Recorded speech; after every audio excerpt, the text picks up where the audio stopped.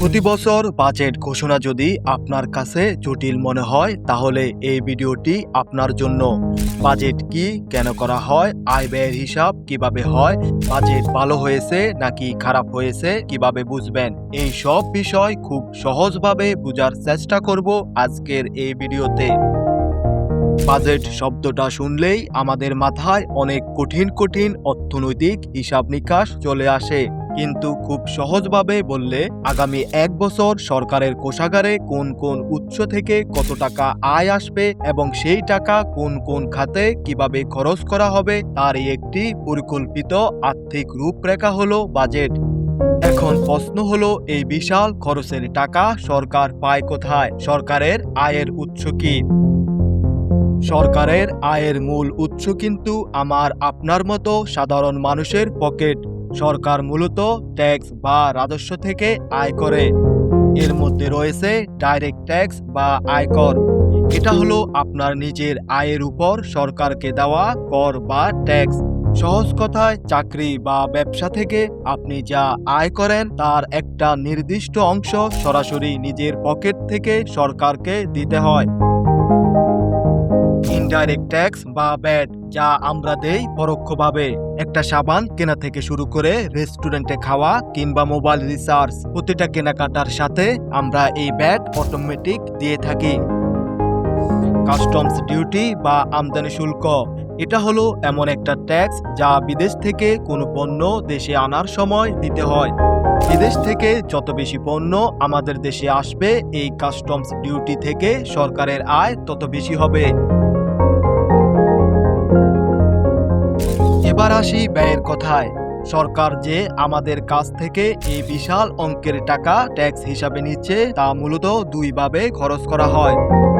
প্রথমত, উন্নয়নমূলক খাত। সরকার এই টাকা দিয়ে দেশে নতুন নতুন অবকাঠামো তৈরি করে, যেমন রাস্তাঘাট, বড় বড় সেতু, মেট্রো রেল, এক্সপ্রেসওয়ে, নতুন স্কুল কলেজ কিংবা সরকারি হাসপাতাল।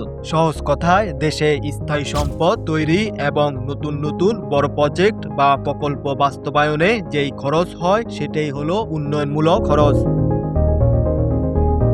দ্বিতীয়ত, অউন্নয়নমূলক খাত। এটা হলো একটা দেশ প্রতিদিন সচল রাখার খরচ, যেমন দেশের যত সরকারি কর্মকর্তা কর্মচারী আছেন তাদের প্রতি মাসের বেতন ভাতা দেওয়া, দেশ চালানোর জন্য বিভিন্ন সময়ে যে দেশি বিদেশি ঋণ নেওয়া হয়েছিল তার বার্ষিক সুদ পরিশোধ করা এবং দেশের আইন শৃঙ্খলা রক্ষা ও দৈনন্দিন প্রশাসনিক কাজ চালানোর পেছনে যেই খরচ হয় সেটাই হলো অউন্নয়নমূলক ব্যয়।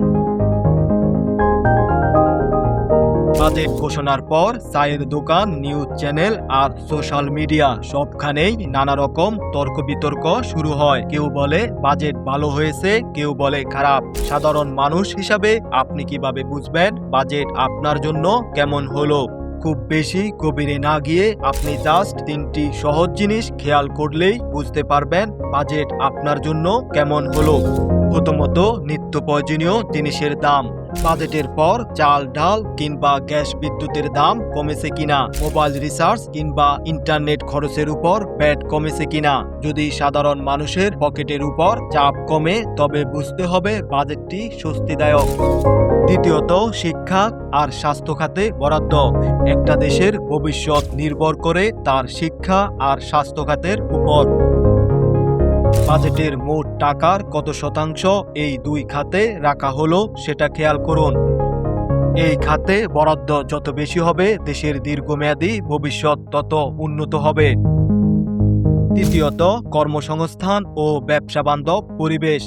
নতুন বাজেটে করের হার এমনভাবে রাখা হয়েছে কিনা যাতে দেশে নতুন নতুন কলকারখানা তৈরি হয়, বিনিয়োগ আসে, তরুণদের জন্য নতুন চাকরির সুযোগ তৈরি হয়। ব্যবসা করার খরচ কমলে আলটিমেটলি দেশের অর্থনীতি চাঙ্গা হয়।